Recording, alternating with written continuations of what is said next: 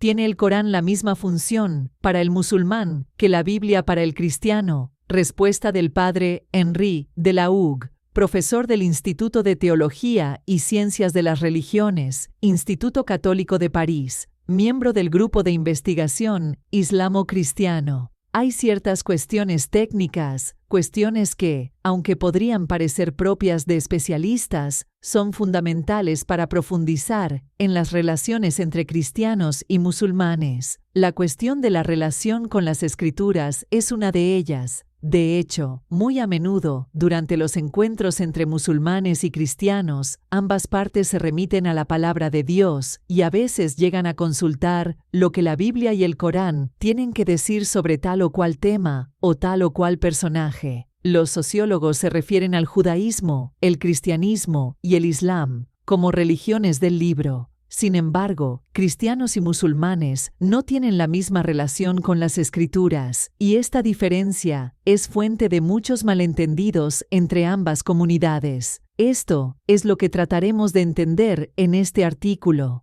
En primer lugar, expondremos el hecho de que la Biblia es la palabra de Dios para los cristianos. Luego, nos esforzaremos en explicar por qué el Corán es la palabra de Dios para los musulmanes. A continuación, trataremos de ver los riesgos que supone para las relaciones entre musulmanes y cristianos poner al mismo nivel el estatus de la Biblia y el del Corán. Y por último, trataremos de responder a una pregunta que se plantea a menudo, la del estatus que los cristianos deben dar al Corán. La Biblia es la palabra de Dios, sí, pero ¿de qué manera? ¿En qué sentido la Biblia es la palabra de Dios para el cristiano? La pregunta puede parecer ingenua, pero está lejos de ser obvia. Hace ya varias décadas que las interpretaciones excesivamente literalistas, de la Biblia, destinadas a entenderla como un conjunto de palabras dictadas por Dios y de aplicación inmediata, fueron descartadas de la enseñanza oficial de la Iglesia. Hace unos 50 años, el Concilio Vaticano II, al declarar que no solo Dios es el autor de la Biblia, sino que ésta tuvo también autores humanos, que actuaron como autores en el pleno uso de sus facultades y medios.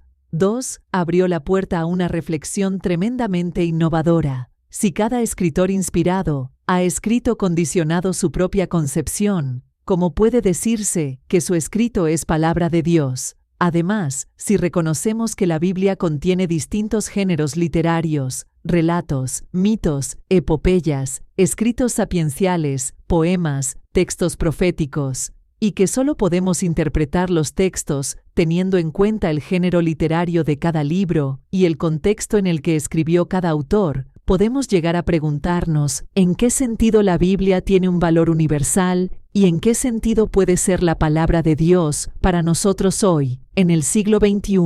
A veces sería más sencillo, y algunas lecturas fundamentalistas, 3, lo hacen, pensar que la Biblia es la palabra de Dios, porque se trata de un conjunto de verdades dictadas directamente por Dios, siempre eficaces y aplicables. No es así, por suerte, porque entonces la Biblia estaría completamente desfasada, desconectada de la realidad del mundo actual. De hecho, la Biblia es la palabra de Dios, porque es fruto de la experiencia de Dios, que se ha revelado a través de la historia. En otras palabras, es mucho más que una palabra de Dios, es una acción de Dios, una presencia de Dios, manifestada a través de acontecimientos que han iluminado la historia de ciertos hombres, así como la del pueblo de Israel, una historia que han relatado y utilizado cada vez que han querido recordar lo que Dios había hecho por ellos. Estos textos, constantemente reinterpretados por la comunidad de fe, manifiestan la presencia de Dios en la liturgia.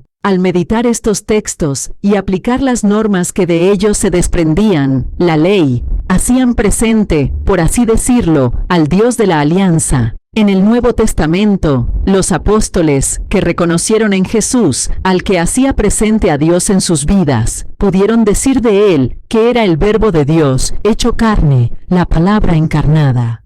Precisamente por ello, cuando los cristianos leemos la Biblia, no estamos leyendo un conjunto de verdades dictadas de forma inmutable e impersonal por Dios. sino que la lectura nos permite descubrir a Cristo presente en nuestra vida y en nuestra experiencia personal, Cristo que nos habla y que por tanto da sentido a nuestra vida.